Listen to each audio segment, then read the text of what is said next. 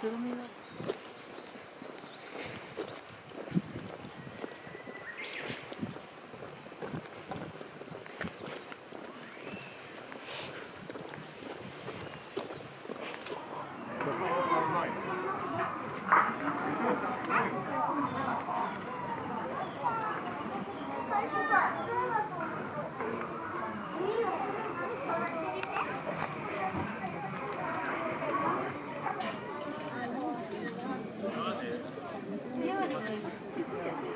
全部で5？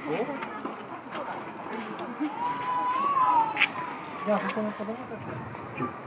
ジャフはね、体ちっちゃいけど一番気が強いので、お部屋の中では一皿を陣取って自分が満足するまで食べてます。けど、なんか大きくなって。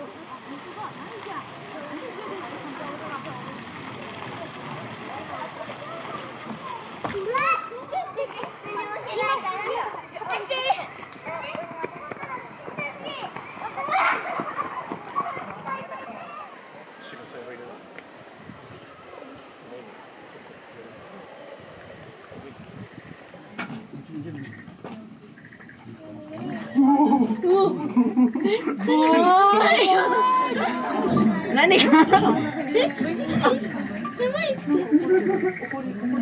何怒ってんの？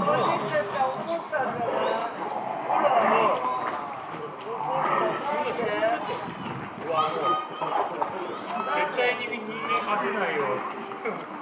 なんで怒ったんだろう。すごい。